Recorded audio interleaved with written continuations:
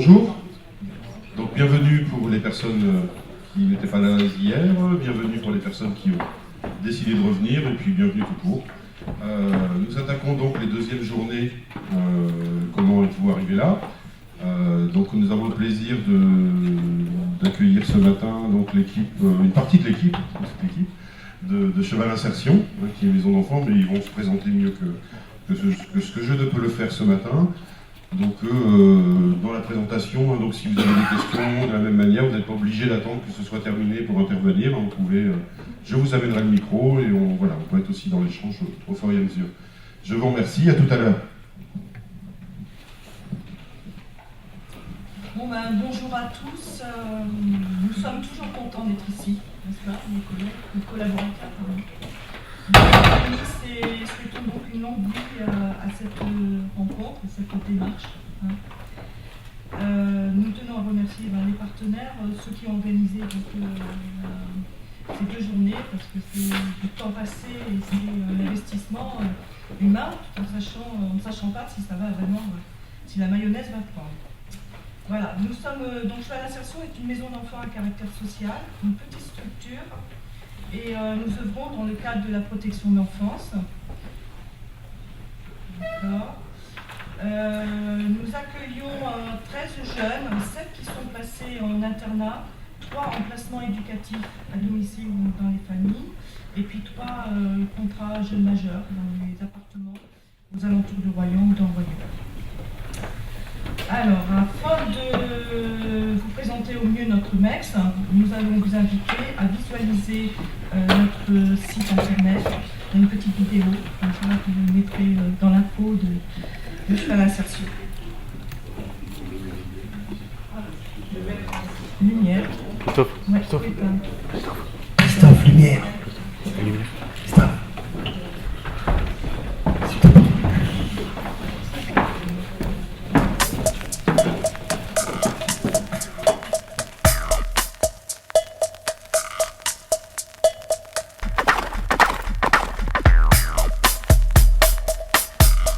Bonjour, je m'appelle Marie-Noëlle Ragonneau, je dirige Cheval Insertion depuis novembre 2001. Un peu d'historique avant de parcourir le projet. Nous sommes donc une institution, une association dont le projet associatif et d'établissement ont été écrit par un groupe d'amis intéressés par la protection de l'enfance. Elle s'est structurée autour d'une équipe de 5 éducateurs, 2 maîtresses de maison, un surveillant de nuit. C'est une équipe réactive, autonome. Le projet Cheval est la pierre angulaire de notre travail car il apporte soin pour la personne, au niveau personnel aussi, mais aussi au niveau professionnel et aussi au niveau de l'insertion sociale des jeunes que nous accueillons. Nous proposons aux familles différents accueils, donc dans le cadre de différents dispositifs. Un dispositif pour l'accueil de jeunes majeurs dans les appartements, un dispositif en internat, mais aussi un dispositif en placement éducatif à domicile, c'est-à-dire que l'éducateur intervient dans les familles pour soutenir la parentalité. Petite structure donc ouverte sur l'extérieur, un partenariat important, professionnel, social, de loisirs, mais aussi de soins qui contribue au mieux-être de la personne accueillie. Donc je vais passer la parole à mon collègue éducateur à Cheval Insertion. Bonjour, je m'appelle David Philippot, je suis éducateur à Cheval Insertion dans l'équipe éducative. L'équipe éducative de Cheval Insertion est composée d'éducateurs qualifiés diplômés qui ont pour principale mission l'animation de la vie quotidienne dans notre internat, ainsi que le suivi personnalisé du projet de chaque jeune. L'animation de la vie quotidienne s'entend par apprendre à un groupe de jeunes en difficulté, un groupe d'adolescents en marge, en rupture, d'apprendre à vivre ensemble, de se respecter les uns les autres. En d'autres termes, c'est recréer une micro-société aux valeurs fondamentales de citoyenneté qui permettent à chacun de pouvoir s'insérer dans la vie de tous les jours. Notre principal support éducatif, qui est le cheval, a pour objectif d'offrir aux adolescents que nous accueillons un espace de bien-être, un espace de détente, une activité, un loisir, mais c'est aussi un terrain d'observation, d'expérimentation et de socialisation. En 9 années d'existence, nous avons pu observer tous les bienfaits de cette activité qui a su s'adapter à chaque situation.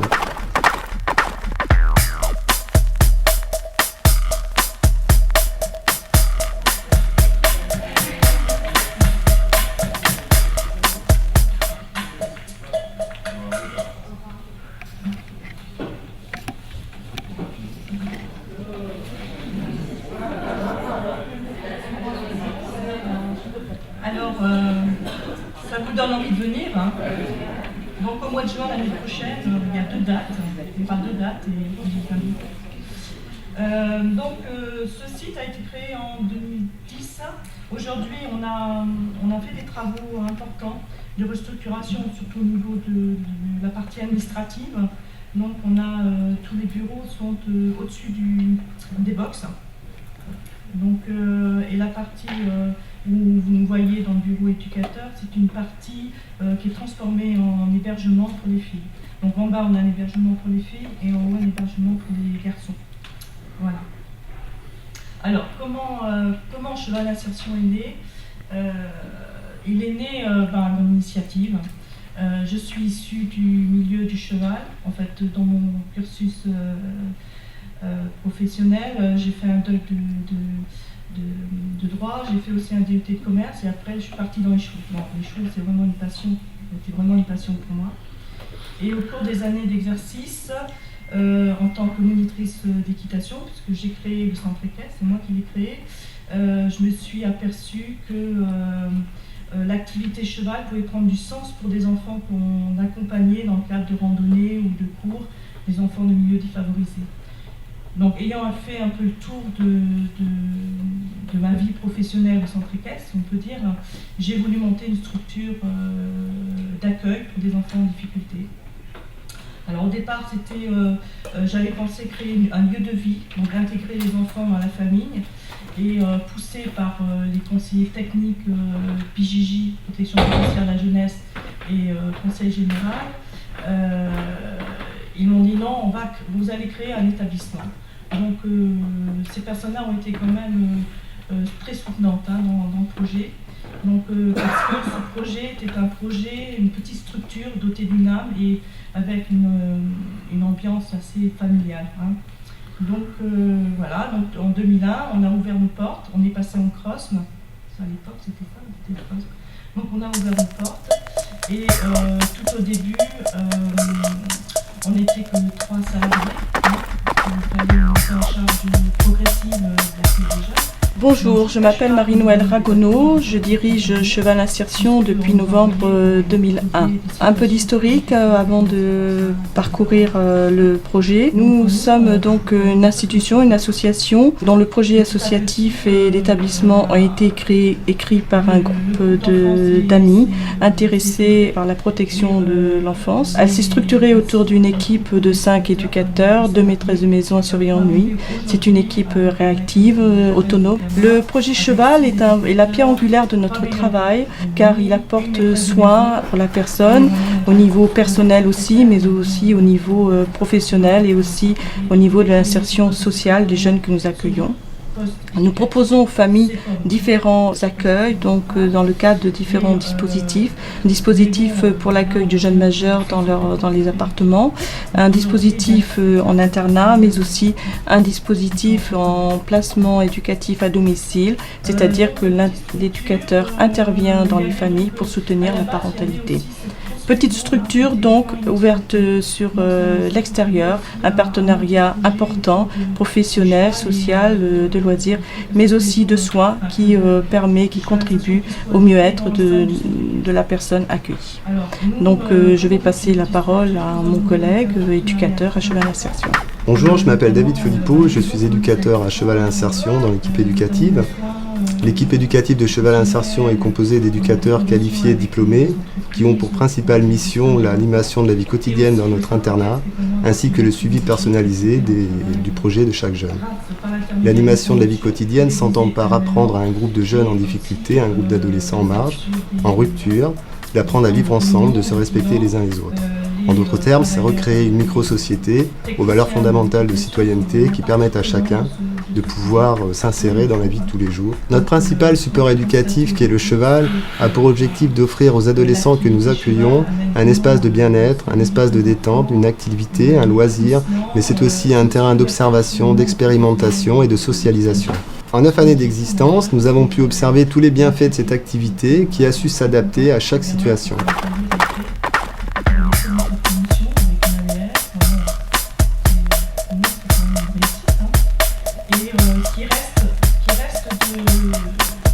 Donc il partent de chez nous, ce qui est le reste de notre travail, une partie, c'est le cheval.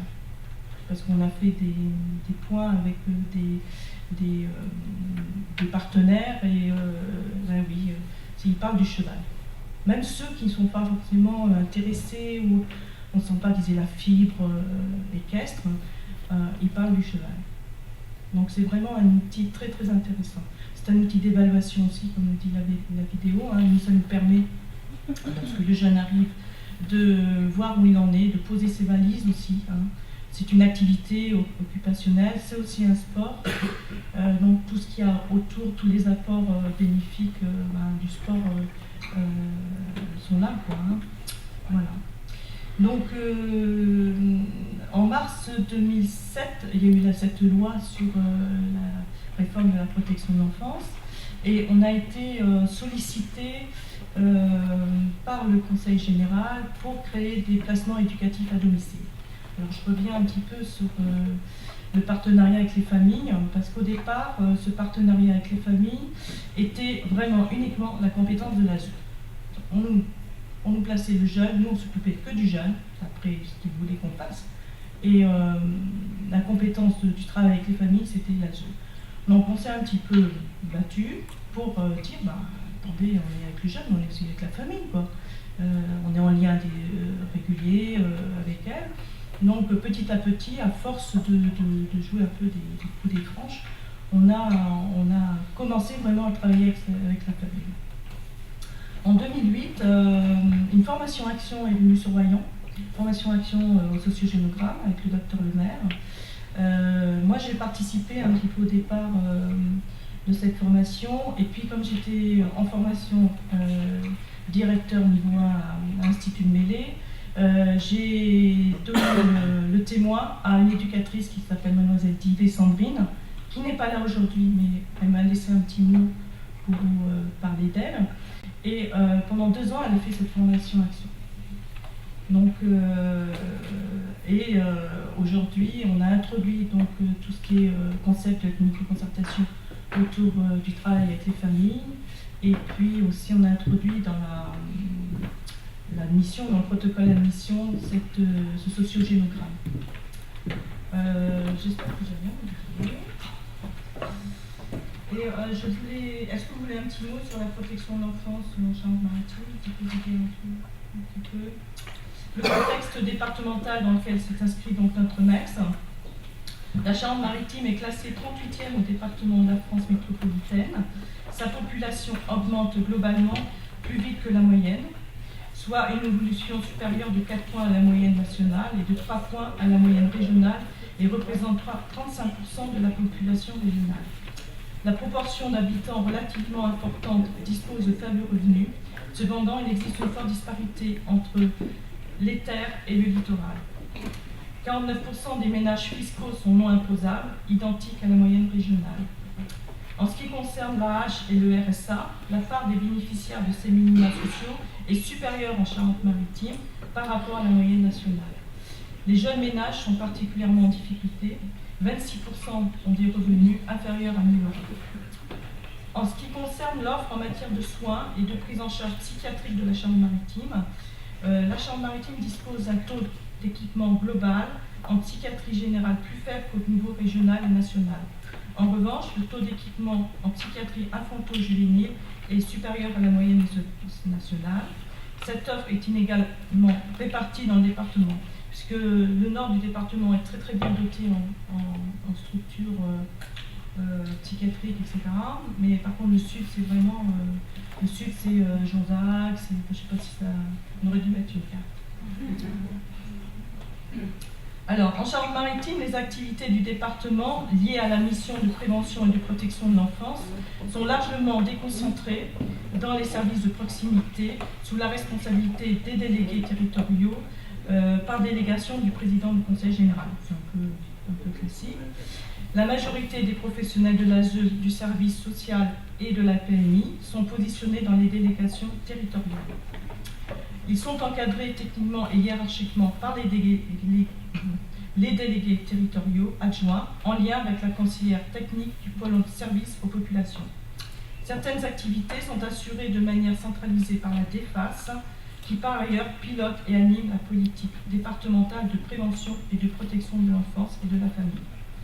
L'équipement départemental de la protection de l'enfance est composé de 2 foyers de l'enfance qui proposent 121 places, donc 41 places chez des assistants familiaux. De plus, 7 places sont également dédiées à l'accueil d'urgence au sein des MEX.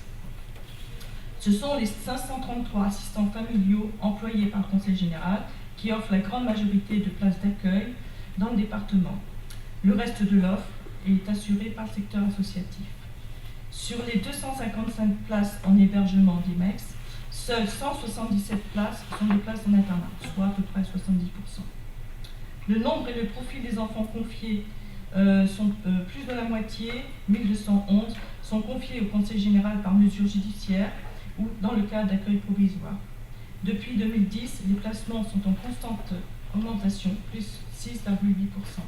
La moitié des enfants ont entre 12 et 17 ans et la durée moyenne varie entre 3 ans et 4 mois, durée moyenne du placement.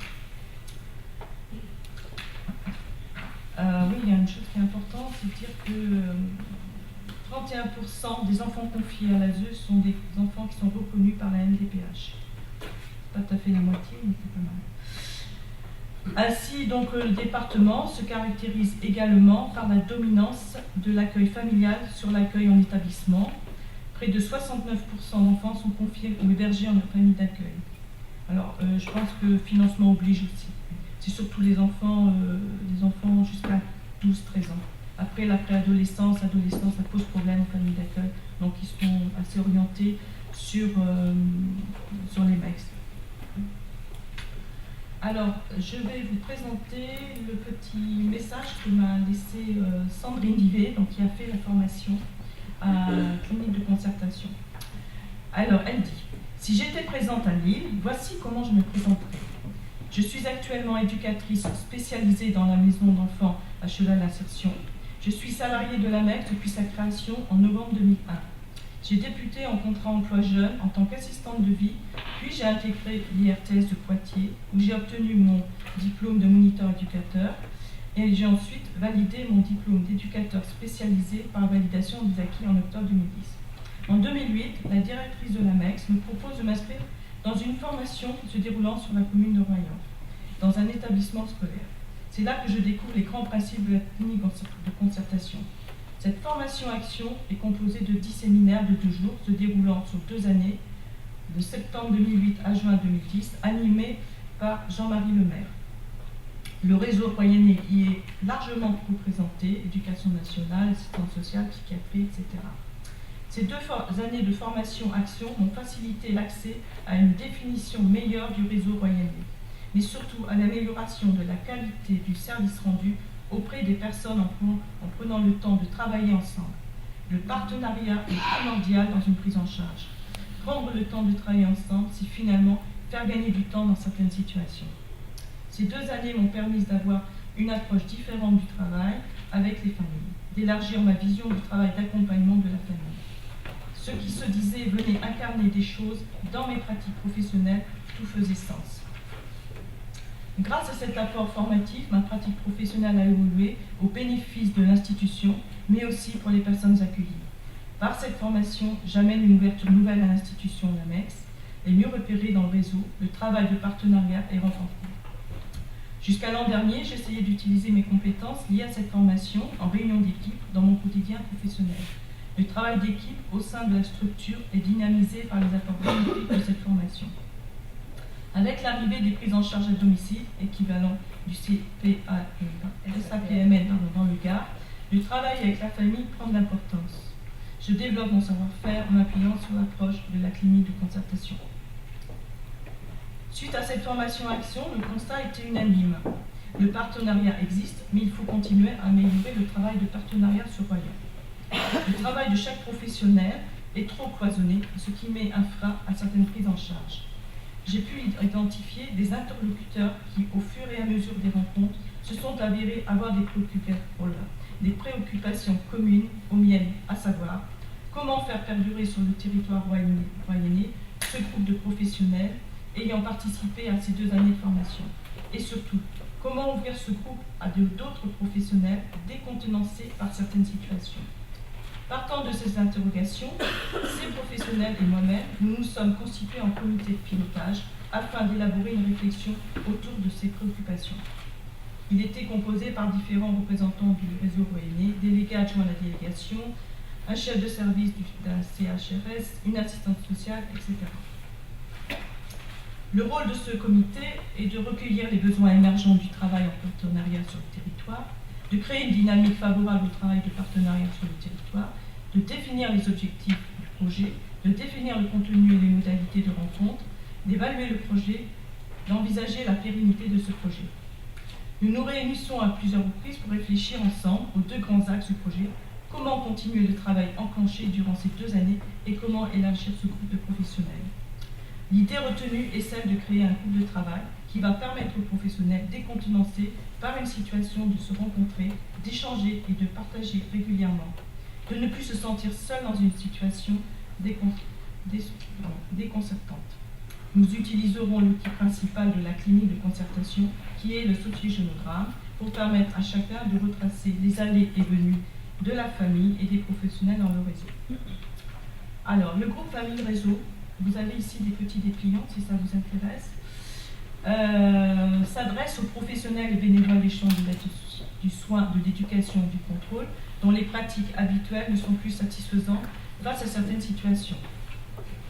Le but étant de réfléchir ensemble aux situations des familles en détresse multiple, en partageant des situations concrètes, de répondre aux demandes des professionnels et des élus déconcertés par la fragmentation des interventions, de développer la considération réciproque entre les membres des familles, les professionnels et les institutions. Ce groupe est ouvert à tous les professionnels. Des rencontres mensuelles sont programmées dans un lieu repéré de tous, tel que le centre médico-psychologique CMP du secteur. Depuis 2 années, ce groupe de travail est soutenu par l'AMEX. Il se réunit mensuellement un vendredi matin dans les locaux de Cheval et Insertion. Une dizaine de professionnels y participent assidûment. Nous y faisons également des retours sur expérience et partageons ensemble les informations du territoire.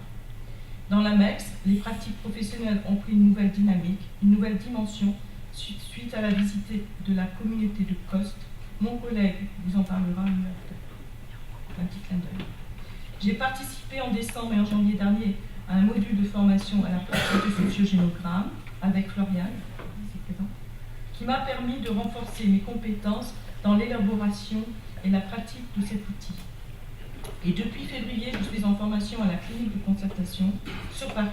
Dans cette formation, il nous est demandé de s'intéresser au travail fait sur différents territoires. C'est très riche. Voilà, je viens de vous décrire de proche en proche ce qui s'est construit sur notre territoire. Donc je vais passer la parole à mon collègue qui va vous expliquer comment nous avons intégré le travail, le partenariat, le travail avec le sociogénogramme et aussi ce concept de la clinique de concertation. Bon, là c'est à moi. Bonjour. Alors j'associe mes remerciements à ceux de Mme Ragono, content d'être ici pour plusieurs raisons. Ça m'a permis de venir dans le Nord. C'est la première fois que je viens à Lille. Ça m'a fait ôter mes préjugés par rapport à la météo. J'étais venu avec une grosse valise là, pleine d'écharpes, de bonnets, tout ça, un parapluie. Et au final, il fait très chaud. Donc je repartirai avec cette idée-là. Voilà, donc c'était un petit clin d'œil à ça, comme on en avait parlé hier soir, c'était assez rigolo. Alors, moi je suis arrivé pour présenter un peu le travail qu'on fait actuellement autour du sociogénogramme, comment on a pu intégrer à Cheval et Insertion les valeurs de la clinique de concertation. Alors j'avoue qu'hier j'ai eu plein de retours, en fait ça m'a permis justement en écoutant les collègues de Coste, j'ai fait plein d'associations, alors j'ai mis plein de notes sur mes papiers, donc c'est un gros brouillon aujourd'hui, j'ai l'impression d'avoir un sociogénogramme en face de moi, mais ça montre à quel point aussi on a en commun tout un tas de valeurs et de choses que vous avez pu mettre en place, que nous on tente aussi de mettre en place. Et enfin voilà, donc je vais vous expliquer un peu ça, dans tous les cas je vais essayer de le faire sans être trop brouillon. Donc David Philippot, moi je suis arrivé à Cheval et Insertion en 2002, donc 6 mois après l'ouverture. Ce qui m'a séduit dans cette petite institution, et j'insiste sur le terme petite institution, c'est par rapport à la dimension et la taille de l'établissement. L'environnement, je pense qu'on vous a donné quelques clichés un peu édulcorés certes, mais quand même c'est la réalité, c'est quand même assez agréable de travailler dans cette institution. Et le constat que je peux faire aujourd'hui, après 15 années, c'est que c'est vraiment une institution, alors peut-être par sa taille, qui a vraiment une dynamique de projet. Et si on devait répondre à la question aujourd'hui, comment nous sommes arrivés ici, c'est peut-être aussi ça. C'est-à-dire qu'on est vraiment... voilà, il y a une dynamique de projet. Alors Madame Ragonneau parlait tout à l'heure des PEAD, les placements éducatifs à domicile. J'en discutais hier soir aussi avec une collègue des Muchachos par rapport au défi, voilà, je crois. C'est la même chose en Charente-Maritime. Donc voilà. Alors je vais essayer d'expliquer rapidement mon rôle et comment ça a pu aussi impulser avec aussi le départ, de la rencontre à Nîmes. C'était aussi aujourd'hui le dénominateur commun. Merci les ASH d'avoir pu justement repérer ça. Alors moi de 2012 à 2014 j'ai fait une formation caprice, chef de service, et donc j'ai réalisé un mémoire autour de l'amélioration du travail avec les familles. Alors c'est pas anodin, c'est pas un hasard. J'ai vu qu'en sommeil dans l'institution, donc par rapport à Sandrine, ma collègue avec laquelle je bosse depuis longtemps, il y avait cette volonté de travailler avec les familles. Et ce qui a été important, il y a eu plusieurs éléments déclencheurs, dont l'apparition du schéma départemental. Premier schéma départemental de la prévention et de la protection de l'enfance en Charente-Maritime. Auparavant, il n'en avait pas. Janvier 2013, le schéma départemental apparaît. Et un des axes du schéma départemental, et donc je fais le lien aussi avec ce que disait Madame Ragonneau par rapport... Alors je ne vais pas parler de difficulté de travailler avec l'ASE, mais c'est vrai qu'on avait l'impression qu'on ne pouvait pas nous laisser travailler avec les familles. Sauf que dans notre quotidien professionnel, on sentait qu'il y avait un manque, on sentait aussi, on avait le, on se formait de plus en plus dans l'institution par rapport au travail avec les familles, et on avait le sentiment qu'on ne pouvait pas avoir accès à cette forme de travail. Et donc il y a un axe dans le plan d'action du schéma départemental qui dit, alors je vais vous le lire mot pour mot, le CG a souhaité qu'il y ait une délégation de la gestion organisationnelle du quotidien de l'enfant des référents ASE vers les référents institutionnels. Quelle opportunité! Ah oui, parce que là on se dit, alors on a essayé d'abord, bon, je vais aller assez vite, mais d'interpréter en fait cette phrase, on se dit, mais jusqu'à présent le référent ASE, lui, est à l'interface du travail entre les MEX et les familles. Si le Conseil général demande que les familles, qu'il y ait une délégation de la gestion organisationnelle de l'enfant, je passe sur le côté acte usuel, non usuel, tout ça, quelle place va avoir l'institution justement par rapport à ce que ne pourrait plus faire le référent ASE. Je ne sais pas si j'ai été clair. Et en plus, on se dit on va se servir des politiques publiques pour pouvoir justement installer un petit peu le travail qu'on a envie de faire depuis longtemps. Donc à partir de là, je réalise un diagnostic, bon dans le cas de mémoire, mais diagnostic interne, lui, il est très vite en apparence des compétences au sein de l'institution, mais à la fois peut-être un manque d'uniformisation du travail avec les familles. C'est-à-dire qu'on a certains éducateurs qui se forment de plus en plus, et d'autres qui peuvent encore être en difficulté donc, avec le travail avec les familles. Et l'intérêt, par rapport à la dimension managériale de la formation, c'est de comment faire pour pouvoir aider l'ensemble aussi des professionnels de la MEX, donc petite MEX, donc pas quelque chose d'insurmontable, pour qu'il y ait un peu plus de sens et de compétences dans le travail avec les familles. Au niveau environnemental, le diagnostic nous permet aussi d'aller vérifier auprès d'aide sociale à l'enfance. Donc comme l'expliquait Madame Ragonneau, l'ASE est découpé en secteurs en Charente-Maritime, c'est un département qui est très allongé. Donc pour recouvrir tous les territoires, on parle de 6 délégations. On peut appeler circonscription dans d'autres départements ou maison de la solidarité. En Charente-Maritime, on appelle ça des délégations territoriales. Donc je suis allé rencontrer 3 cadres, délégués dans les 3 délégations environnantes de l'institution avec lesquelles on travaille le plus. Et deuxième opportunité, j'ai repéré qu'il y avait énormément de subjectivité. Il n'y en avait pas un en fait qui avait le même discours par rapport justement à ce qui était annoncé dans le schéma départemental.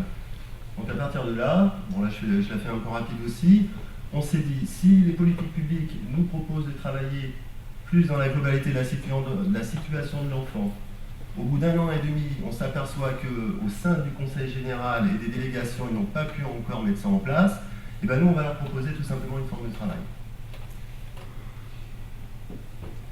En juillet, on va tout de suite attaquer au niveau du sociogénogramme. Je regarde si j'ai rien oublié. Non, voilà, bah si, j'avais oublié quand même l'essentiel. Début d'année 2014, on lit les ASH, donc c'est ce que je disais tout à l'heure. Je contacte M. Payan, et donc on est invité à venir rencontrer la MEX de Nîmes. Donc je pars avec Sandrine, ma collègue, Donc on part avec pas mal de questions, avec plein d'interrogations justement sur leur pratique. On avait entendu plus ou moins avant, sans arriver à cibler où c'était, que peut-être des mecs pouvaient justement s'inspirer de la clinique de concertation et pratiquer également le sociogénogramme. On ne savait pas précisément où c'était. Donc les ASH, eux, ont pu vraiment nous orienter vers la MEX qui pratiquait ça. Donc on est allé rencontrer la MEX de Nîmes. On était vraiment bien accueillis. Hein. Je vous remercie encore parce que on n'a pas été surpris de l'accueil, mais quand même, on s'est dit, on a passé toute l'après-midi ensemble. On a eu l'occasion après d'aller changer un verre ou deux ensemble pour qu'on... Non, mais c'était important. Non, je dis pas trois, hein. Je dis pas trois parce que... non, mais comme quoi, il y avait aussi cette volonté, ce qu'on a senti en fait chez la MEX de Nîmes, de pouvoir aussi accueillir des gens pour pouvoir échanger par rapport à ça. Quand on est revenu en Charente-Maritime et dans le train, on s'est dit mais il faut qu'on le fasse maintenant. Il faut qu'on le fasse parce que c'est possible de le faire. Et ça a réellement impulsé, alors par rapport à tout le travail qu'on avait fait en amont et au préalable sur comment on peut mettre ça dans notre institution, comment on peut développer ça, c'est vrai que la rencontre avec Nîmes nous a donné vraiment le feu vert en fait, entre guillemets, et toute l'assurance pour pouvoir mettre ça en place. Donc ça c'était en mai 2014. En juin, un mois après, avec Sandrine, on décide de faire une formation interne soutenue par Mme Ragonneau au sein de l'institution, où on vient donc faire un compte-rendu de la MEX de Nîmes, comment la MEX de Nîmes travaille, essayer d'expliquer un peu plus, même si les collègues le connaissaient, d'expliquer un peu plus ce qu'était le sociogénogramme. On fait même un sociogénogramme entre nous, on essaie de voir les choses, les collègues sont plutôt assez, investis, ils ont envie d'aller voir un peu plus loin. Et on commence à réfléchir, en fait, à faire un petit groupe de travail pour réfléchir comment on pourrait intégrer cet outil dans l'institution. À l'issue de cette journée-là, on se dit pourquoi pas dans le protocole d'admission. Ça, on est en juin 2014. En juillet 2014, donc ça fait un an, on fait notre premier sociogénogramme. Premier sociogénogramme, on ne savait pas trop à quel moment le faire, où le faire. On ne l'a pas fait au cours d'un protocole d'admission. Mais on l'a fait par rapport à une situation qui était coincée en fait. Et Sandrine a impulsé le truc en disant peut-être que là maintenant il faut qu'on teste. On va essayer de le faire et puis on va bien voir comment ça va se passer. Elle n'est pas là pour vous en parler, mais je pense qu'elle avait le carnet qui tournait pas mal au moment où elle l'a fait. Code couleur, tout ça, enfin c'était encore très compliqué. Mais bon, fallait démarrer et puis justement pour pouvoir après affiner le produit en fait, affiner l'outil. Je vérifie quand même parce que j'ai fait des notes. Un an après, aujourd'hui, on a réalisé à peu près une petite dizaine de sociogénogrammes. Donc on a affiné la pratique. On n'a pas de certitude encore aujourd'hui. Hein. On est toujours dans l'expérimentation, on est toujours dans la réflexion, on est toujours dans l'évaluation. Je pense que quand on va retourner en Charente-Maritime, on va encore avoir des billes pour améliorer encore cet outil-là et avoir encore un peu plus d'assurance. Ce qu'on peut en dire aujourd'hui, alors pour nous expliquer simplement comment très concrètement on le pratique. Donc Sandrine qui aujourd'hui est-elle en formation donc avec Catherine à Paris sur la formation de la clinique de concertation, qui a fait la formation sur un module sociogénogramme avec Florian qui vous en parlera un peu plus après. On a décidé de le mettre dans le protocole d'admission, donc ça rejoint un peu aussi vous la façon dont vous pratiquez. Très rapidement, le protocole d'admission à cheval insertion, un référent ASE propose une situation, mail, téléphone. On l'invite au cours d'une réunion d'équipe pour qu'il commence à présenter la situation. C'est la première étape du protocole d'admission. D'ailleurs, on a encore à améliorer cette étape-là, justement, pour pas que le référent ASE se sente coincé avec des questions qui partent dans tous les sens, et puis justement essayer d'optimiser et savoir poser les bonnes questions. Des fois, il y a des curiosités dans les questions qui n'ont pas lieu d'être, en fait. Hein. Voilà. Donc ça, on a encore besoin, par exemple, d'améliorer cette étape-là. Deuxième étape du protocole d'admission, bon, quand on sent et qu'on pense que la mission va pouvoir se réaliser, on invite le référent ASE, l'enfant et sa famille, ou alors les personnes, ressources, susceptibles justement de pouvoir et qui sentent justement à qu'elles soient présentes au cours de cette préadmission. Donc préadmission, on explique le fonctionnement de l'institution, tout ça, on fait visiter les lieux et tout. Concernant la pratique du sociogénogramme, on les prévient que le jour de l'admission, on va mettre en place un sociogénogramme. Donc on explique assez rapidement, on s'appuie sur la phrase que j'avais retenue de Christophe, hein, qui disait On va bien faire un dessin avec vous pour voir ce qui va bien. Donc on peut aussi utiliser ce type de terme. Entre cette visite d'admission et le jour de l'admission, on envoie des courriers. Alors ça c'est important, on s'en est rendu compte, parce que dans les courriers, excusez-moi, dans les courriers, on nomme les personnes présentes. Ça a son importance parce que ça veut dire que s'il y a des gens qui ne peuvent pas être ensemble, s'il y a vraiment des difficultés, même si l'ordonnance du juge ne dit pas, par exemple, qu'il n'y a pas le droit de visite ou d'hébergement, ça laisse quand même le choix à un des deux parents, alors je prends la situation de parents séparés, de savoir que l'autre parent va être présent le jour de l'admission. Voilà. D'accord ? On ne peut pas non plus amener des familles et puis leur présenter une mauvaise surprise le jour dans les locaux de Cheval à l'insertion. Voilà, donc le jour où l'admission se fait, on réalise le sociogénogramme. Je vais vite, et là maintenant je vais vous donner quelques exemples par rapport au sociogénogramme et quel retour on peut en faire aujourd'hui. On en a réalisé un il n'y a pas très longtemps. On a été assez surpris. Ah oui, autre chose aussi, excusez-moi, j'ai oublié, le référent ASE assiste le jour de l'admission au sociogénogramme. Je reviendrai après la plus-value justement dans le travail avec le référent ASE. C'est pour ça que ma question hier était précipitée par rapport à l'ASE, parce qu'on essaie aussi d'améliorer justement cette collaboration avec l'ASE. Donc on va en parler cet après-midi, donc ça va être plutôt intéressant. On s'est rendu compte que le sociogénogramme pouvait être également alors c'est une première rencontre avec la famille, ça ouvre, ça amène de la confiance, ça on a pu en parler hier, ça permet justement à la famille, aux parents d'avoir probablement moins de difficultés pour revenir à d'autres rendez-vous ou revenir à d'autres sollicitations d'établissement pour les rencontrer. C'est-à-dire qu'il y a cette rencontre qui s'est faite dans des conditions plutôt sympas. Quand on réalise le sociogénogramme, on enlève les tables, c'est-à-dire qu'on se met tous en demi-cercle. Je pense que vous faites ça aussi. Donc déjà, ça enlève quelque chose de l'ordre de je sais pas le terme pour le dire d'ailleurs. On a amélioré aussi le tour de présentation. Je vous expliquerai après même dans d'autres cas, le tour de présentation a toute son importance. C'est-à-dire qu'on prend le temps de bien se présenter. Catherine hier évoquait, bah oui, on peut aussi se présenter comme mère, Sandrine elle le fait assez régulièrement, voilà, je suis éducatrice, je suis à l'insertion, mais je suis aussi maman de 2 petites filles. Voilà.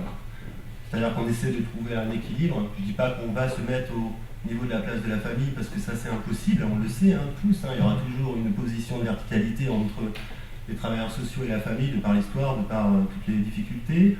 En revanche, ça permet de se rendre un peu plus accessible à la façon de se présenter.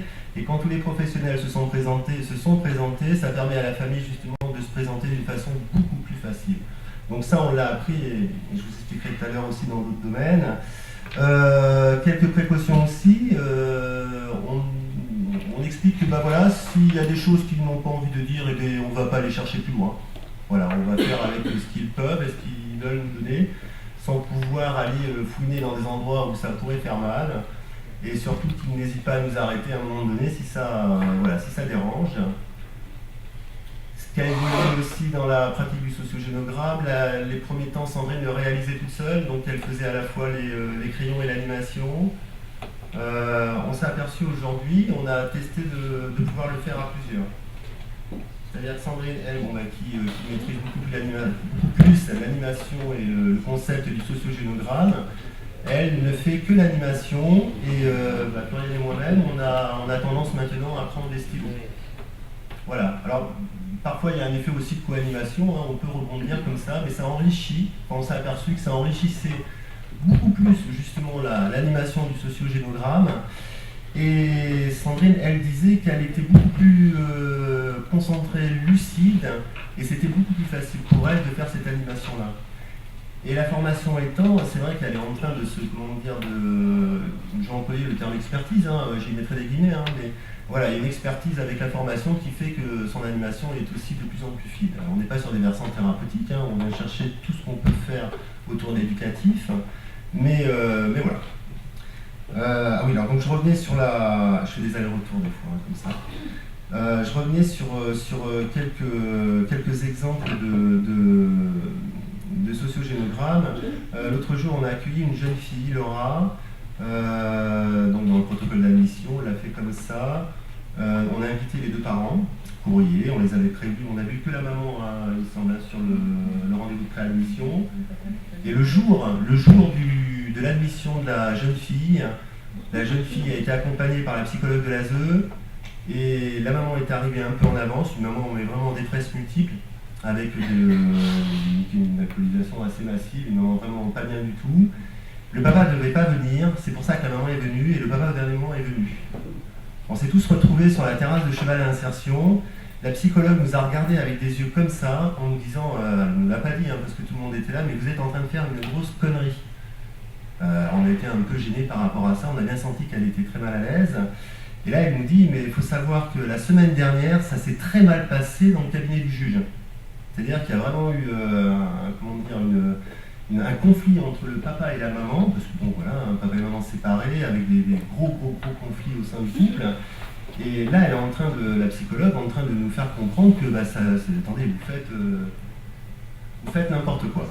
Et du coup, on se regarde avec Sandrine, on est assez mal à l'aise, on monte quand même dans la salle, dans le bureau pour faire le sociogénogramme, et là on se dit, tant pis, on va le faire. Et Sandrine explique bien, attendez, c'est le protocole, on a invité tout le monde, sur les courriers apparaissent les gens qui doivent arriver, et on va tenter de le faire. Je vous avoue que moi, si j'avais été tout seul, je ne sais pas si j'aurais eu le cran, je ne sais pas, ou l'audace de pouvoir, parce que la psychologue de l'ASE, qui avait aussi sa façon de voir les choses, nous a bien fait comprendre que c'était pas possible. Je fais vite, on réalise le sociogénogramme pendant 1 heure, on essaye de se caler 1 heure, on n'essaie pas de dépasser l'heure quand on peut, et ça se passe vraiment très bien. Et là on fait un retour avec Sandrine, on se dit, mais là on a redonné la place à chacun. Ça veut dire qu'il n'y a pas eu de jugement, il y a eu, et tout était dans l'intérêt de l'enfant. Je ne vais pas vous en raconter pendant 2 heures, je pense que vous avez bien compris la situation. Deuxième effet plutôt bénéfique, la psychologue était quand même bluffée. C'est-à-dire qu'en fait, jamais elle aurait cru que ça aurait pu se passer aussi bien, alors qu'elle avait assisté quand même dans un cabinet du juge, je ne vous explique pas au niveau symbolique, comment ça avait pu déraper et comment ça avait pu bien se passer à Cheval à l'Insertion. On s'est quitté avec la famille en les remerciant justement d'avoir mis pendant ce temps-là toute leur rancœur, toutes les difficultés qu'ils avaient connues auparavant dans l'intérêt de leur enfant aujourd'hui et que son admission se réalise le mieux possible. Donc voilà, on s'est aperçu que ça pouvait aussi être un espace de médiation quand même assez intéressant. Ce sociogénogramme-là, par exemple, on le fait avec un jeune, bon là on va bien le voir, mais on s'aperçoit en fait au bout d'un moment que l'histoire de cet enfant qui était en gros conflit avec son beau-père, sa sœur aînée l'avait vécu auparavant, mais elle s'en était bien sortie. Je vais essayer d'aller vite. Et là on s'est dit, mais pourquoi? On a demandé aux jeunes, donc à l'issue du sociogénogramme, mais est-ce que, alors sœur aînée qui avait une 20aine d'années, qui avait dépassé les conflits avec ce beau-père, sauf que lui à 16 ans était encore complètement enquisté là-dedans. Et on a conclu le sociogénogramme en demandant à Axel, est-ce que tu nous autorises à travailler avec ta sœur, alors qu'elle n'apparaissait pas du tout dans les rapports sociaux, la sœur. Est-ce que tu nous autorises à travailler avec ta sœur parce que je pense qu'elle a des choses à nous apprendre pour que toi tu puisses aller mieux et dépasser peut-être ce qu'elle a réussi à faire elle au moment où elle était en conflit avec ton beau-père. Ça c'est un autre exemple. On l'expliquait tout à l'heure, on travaille autour des PEAD. On a un PEAD, Cindy qui est vraiment en grosse difficulté, qui refuse tout placement, PEAD par défaut, qui ne veut plus aller en institution. On travaille donc au sein de la famille. On invite la famille à réaliser un sociogénogramme. Cindy refuse de rentrer, reste dehors. Ok, on commence le sociogénogramme avec la famille, même protocole habituel. Et là, on s'aperçoit que les parents coincent sur des trucs de dates, de choses. Enfin, il y a une espèce de flou autour des causes et des modalités du placement. Et là, on s'aperçoit qu'il y a la gamine qui commence à rentrer dans la pièce. Et sur le perron de la porte, pièce porte ouverte, elle donne tous les éléments. Elle n'est pas venue s'asseoir avec nous. Elle n'est pas venue, elle a gardé cette distance-là. Mais en tous les cas, pendant 1 heure, elle a fait le sociogénogramme à 7-8 mètres, porte ouverte, et elle a répondu à la place des parents sur tous les points en fait, enfin tous les détails sur lesquels on était un peu parti avec les sociaux. Bon, là on s'est rendu compte qu'elle avait même si elle le paraissait pas, et même si ce n'était pas écrit dans les rapports sociaux, elle avait une meilleure connaissance de sa famille par rapport à son histoire personnelle et son placement. On a une petite jeune aussi, Manon qui était en hébergement collectif, 16 ans et demi, Manon qui est toujours en fugue, on n'arrive pas à la voir. On réalise un sociogénogramme, Manon revient de fugue pour faire le sociogénogramme. On fait le sociogénogramme avec elle, et du coup on change complètement notre façon de travailler, et on ose, et ça je crois aujourd'hui c'est la culture de la clinique de concertation sociogénogramme qui nous amène à être beaucoup plus créatifs, à diversifier les modalités de prise en charge, à ne pas rester justement dans ce qu'on nous avait demandé de faire. Aujourd'hui on a mis la gamine en appartement, 16 ans et demi, on prend un risque. Hier j'entendais vous expliquer avec l'ASE on peut prendre des risques partagés, c'est ce qu'on essaie de faire aujourd'hui. On essaie de les argumenter auprès des juges et on a plus de poids pour le faire, c'est-à-dire qu'on est plus à l'aise pour être créatif, pour travailler avec l'ASE. On s'est dit, cette gamine, elle part toujours en fugue quand elle est sur l'hébergement collectif, c'est un gros risque. Pourquoi pas la mettre en appartement? C'est un risque aussi. Elle a la même liberté, sauf qu'elle n'a pas le statut de hors-la-loi. C'est-à-dire qu'elle est dehors, comme elle le souhaite, dans son appartement, mais elle n'est pas hors-la-loi parce que c'est quelque chose de légalisé par Cheval à Insertion. En revanche, quand on vient la voir, elle est présente. Et elle est présente à tous les rendez-vous. Et là, on la voit beaucoup moins, sauf que la relation éducative, qui est plus espacée dans la semaine, elle est vraiment de meilleure qualité que quand elle était sur l'hébergement, parce que quand elle était sur l'hébergement, elle était enfermée dans sa chambre, on ne la voyait pas. Par contre, quand elle était en fugue, on avait un peu de lien avec elle par SMS. Et donc, la façon de pouvoir travailler avec elle maintenant a permis justement de raccrocher avec cette gamine. Voilà, je ne sais pas combien de temps pour vous laisser la place à Florian. Ok. Oui. J'avais des trucs à dire, mais peut-être qu'on pourra tous se répondre. Non, je pense que... on rebondira après. Ouais, je vais laisser la parole. Je vous remercie. Donc, bonjour, je m'appelle Floriane Foinon et je suis éducatrice à Cheval à Insertion depuis fin 2013, donc ça va faire bientôt 2 ans. Donc je vais plutôt témoigner en tant que membre de l'équipe éducative de Cheval à Insertion, vous expliquer comment je suis arrivée jusqu'ici et vous parler un petit peu de mon parcours et de l'impact de cette philosophie de travail finalement, cette culture, cette philosophie autour de la clinique de concertation peut avoir sur ma pratique professionnelle. Donc j'ai commencé par faire mes études en Belgique, juste à côté, à Liège, pendant 3 ans, donc d'éducateur spécialisé. Et ensuite, je suis partie 6 mois au Québec pour faire un stage. Donc finalement, je ne fais pas toute la formation en France. Je ne connaissais pas trop les structures en France non plus, finalement. Et donc il y a 2 ans, je suis arrivée en Charente-Maritime. Donc je découvrais la protection de l'enfance. Et comme je vous l'ai dit, le travail social en France également, finalement. Donc c'était tout nouveau pour moi, c'était mon premier poste.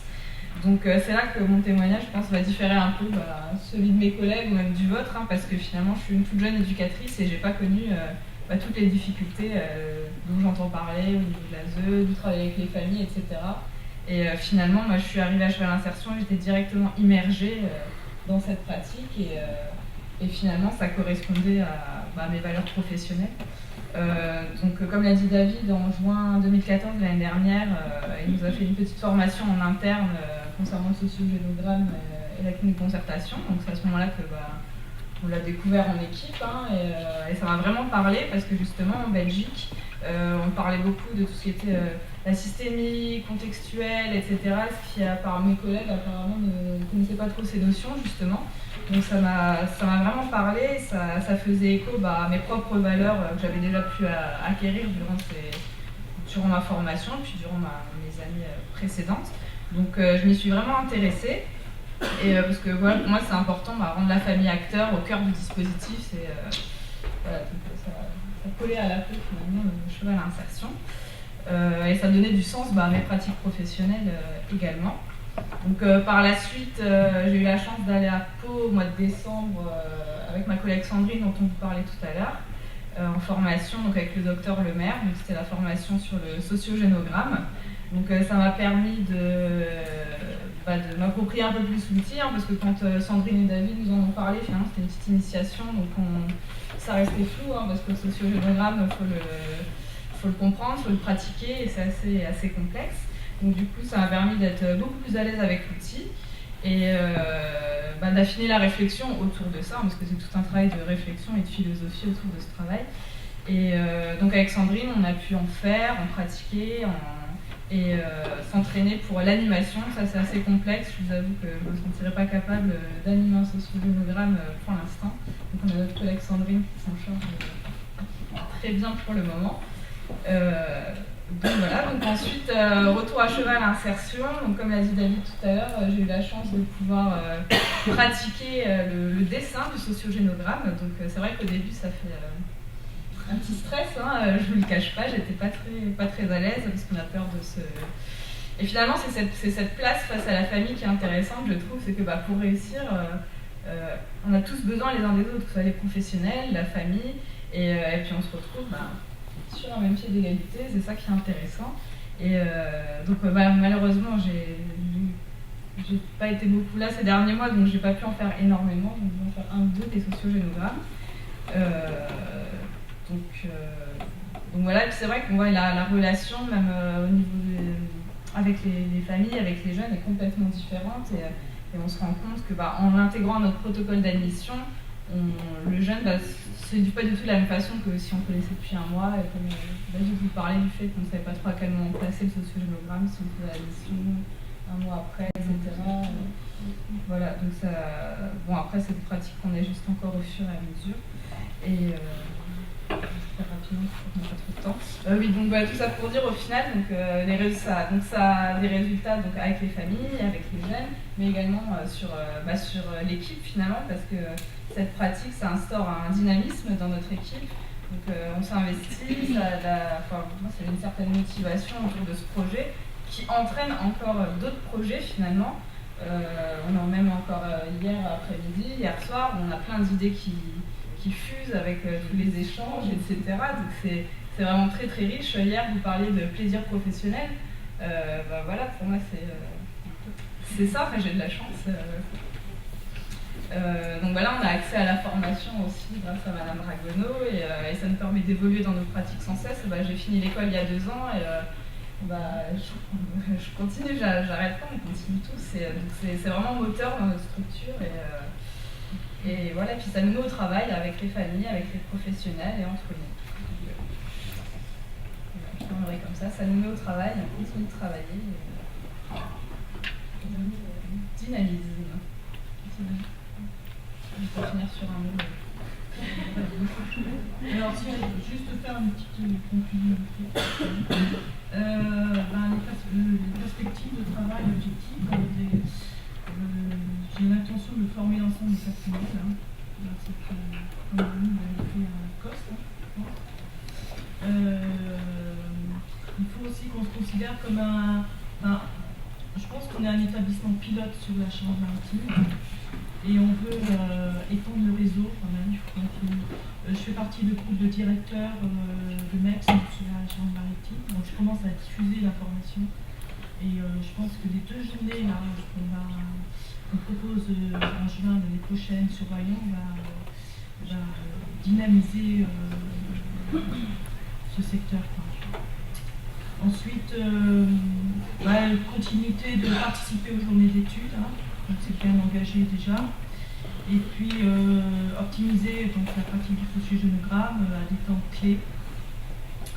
Et aussi améliorer les comptes rendus, parce qu'on se posait la question des comptes rendus par rapport à ce sociogénogramme. Est-ce qu'on fait quelque chose dans les comptes rendus? Est-ce qu'on fait un procès verbal? Est-ce qu'on pense pas trop? Donc on est en train de réfléchir à tout ça. Alors nos interrogations, c'est ce que je faisais hier, c'était des indicateurs d'évaluation. On n'a pas assez de recul par rapport à cette pratique-là, mais quels vont être nos indicateurs d'évaluation, parce que ça va être un moyen d'aller voir les financeurs pour dire sur le territoire, on a ça, on peut développer tel concept avec tel. Je pense que c'est important. Pour eux, ils ont besoin de garanties. Voilà. Écoutez, je vous remercie. Merci.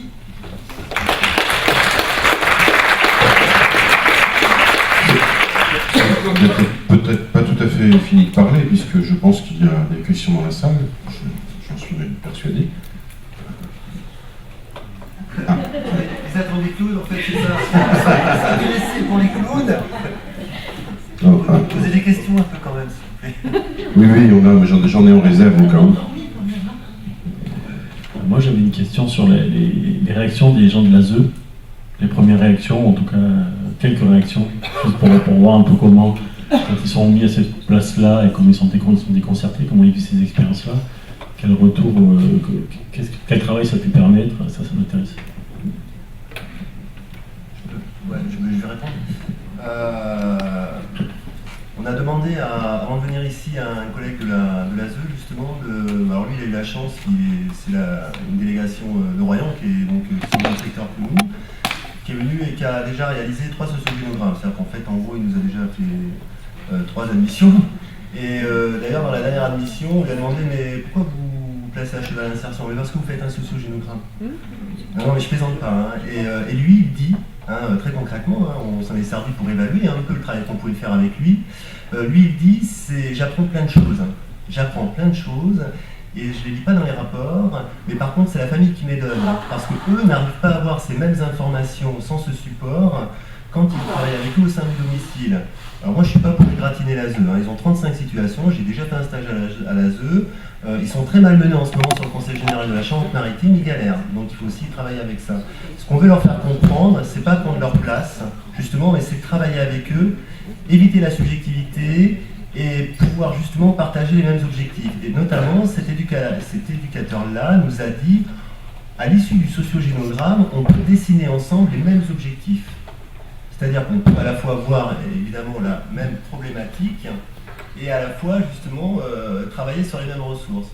Donc voilà, c'est vraiment Alors j'ai donné tout à l'heure l'exemple de la psychologue je pense que dans quelques temps on lui posera la question pour savoir comment elle a vécu ça, parce que je suis très intéressé pour savoir entre le moment où elle est arrivée dans l'institution et comment elle est repartie.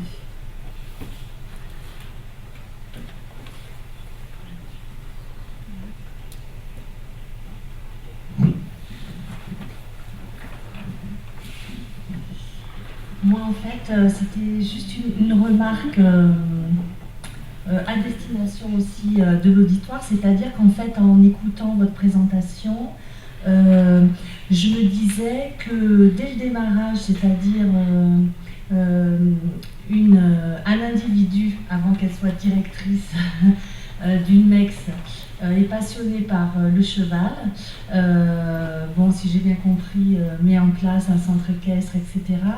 Et donc, on aurait eu une feuille de papier, on pouvait déjà démarrer un sociogénogramme à partir de votre personne en noir et qui devient avec une casquette verte. Et je pense que c'est une façon intéressante peut-être de présenter des professionnels qui ne pratiquent pas les principes de la clinique de concertation, qui n'ont jamais fait de sociogénogramme, pour montrer comment se tisse un réseau, comment on arrive au jour d'aujourd'hui à l'endroit où on est, et parallèlement comment une famille arrive un jour dans une salle, effectivement où il n'y a pas de table, on s'installe et on dessine. Et vraiment, je retiens ça de votre présentation. Enfin, moi, en tout cas, ça m'éclaire pour des présentations futures à d'autres professionnels. Je pense que ça pourrait être très parlant.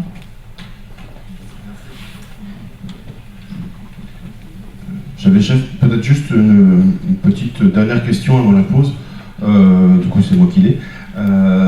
Au niveau du fait du choix que vous avez, que ce ne soit pas la même personne qui dessine et qui anime.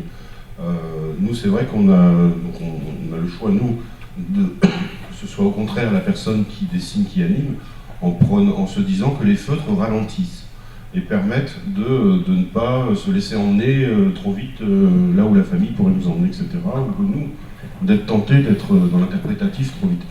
Donc ce serait intéressant de partager ça un jour aussi avec vous, parce que c'est une autre manière de procéder et qui, on ne dit pas que la nôtre est meilleure, au contraire, ce serait vraiment intéressant de partager ça. Donc, et vous n'avez pas remarqué, vous, le fait de... Je pense que dans un premier temps, c'est une question de confort. Et Sandrine l'a bien exprimé. J'avais pas pensé en fait, là, ce que tu disais là, je ramènerai cette question-là d'ailleurs, parce que je pense que c'est aussi qu'on se pose la question. Bon, aujourd'hui, elle a un petit degré d'expertise qui permet justement de savoir ralentir. Probablement que si, alors moi qui veut toujours aller trop vite, d'ailleurs elle me ralentit beaucoup dans les situations, elle me dit, et vous l'évoquiez hier, prends le temps pour gagner du temps. Moi, c'est quelque chose qu'il a fallu que j'intègre, ça. Que je vais aller trop vite. Alors en plus, la formation que j'ai apprise, ça a un peu déconstruit, comment dire, ma position d'éducateur, mes valeurs d'éducateur. Et du coup, j'étais dans les projets, il faut faire ça, il faut aller vite, machin, nan. Et l'autre fois, elle m'a dit, mais non, mais là, tu vas trop vite. Donc elle a, je pense aujourd'hui quand même, elle a cette capacité-là de savoir prendre le temps en tant qu'animatrice. Et c'est quand même une question qu'on finira de se poser, je pense. Il faut échanger dessus, je pense que c'est intéressant. Mais du coup, de toute façon, c'est vrai que nous, on est toujours en recherche, que ce soit vous, nous, les autres institutions présentes. Heureusement, on a la chance aujourd'hui d'avoir des experts qui sont vraiment là pour nous guider et nous donner des informations essentielles de leur expertise film. Oui, bien sûr, oui, Christophe. Vous avez tout à fait raison, mon cher Christophe. Oui. Bonjour, mon cher assesseur. Bonjour, mon cher assesseur. Arrêtez de prendre des notes, vous allez faire insulte au jury, au tribunal. Bonjour. Bonjour, Marie-Noël. Bonjour. Bonjour, ma petite Floriane. Ah, je promets celle-là. Bien, écoutez, merci pour cette audience publique. Je me présente, je suis le juge pour enfants. Et nous allons maintenant tout de suite envisager un cas donc très intéressant. J'ai tout le dossier que je vais vous lire intégralement. Bien, vous êtes prête? En avant, alors, donc, l'ordonnance de 45, qui permet de la bien conçue, la température latinéa 23, l'ordonnance de 45, donc, nous avons le problème de la famille Balthazar, donc, écoutez, faites rentrer l'accusé pour la famille Balthazar, qui va, évidemment...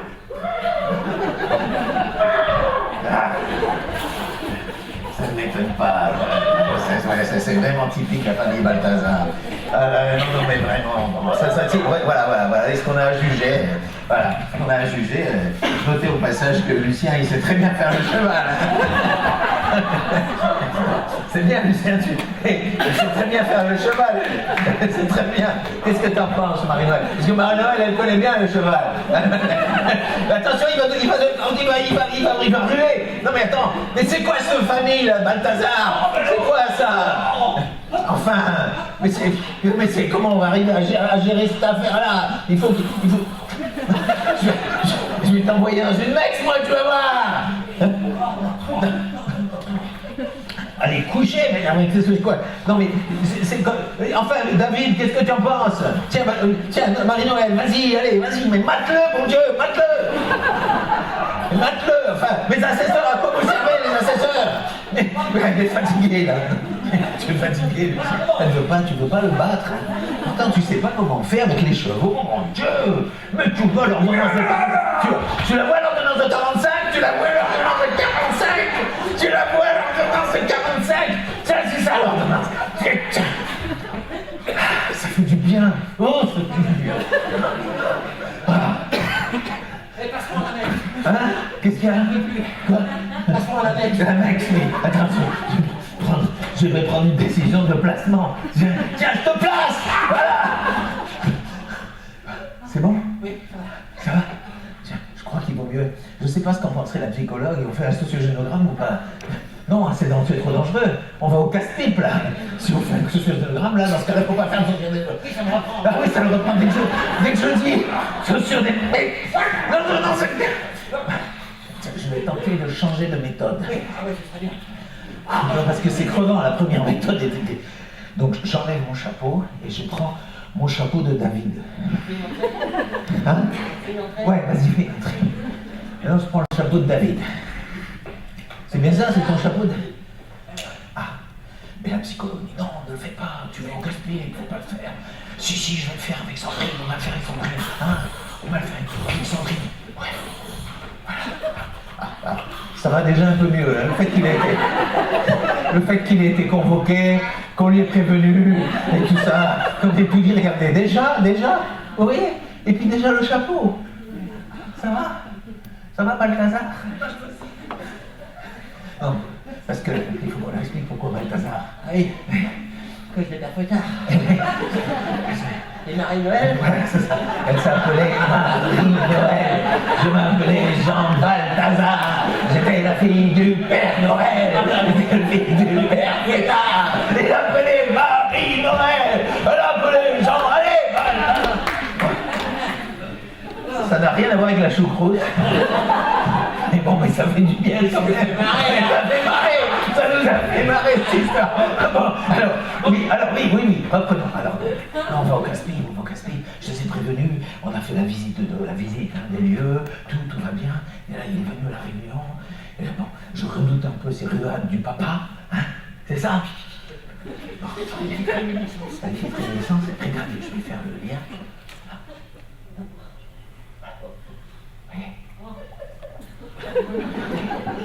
Ça devient le cadre noir de Saumur. Vous avez vu ça? C'était facile. C'est super le social démocrate. C'est super, regardez ça. Monsieur Balthazar, c'est formidable, il va s'occuper de ses enfants, convenablement. Regardez ça, il s'aligne, hop. C'est formidable. Grâce au mec, c'est tous les systèmes qui peuvent se suffire. Mais c'est la concertation, c'est une clinique de concertation. Ah, j'ai perdu le lien.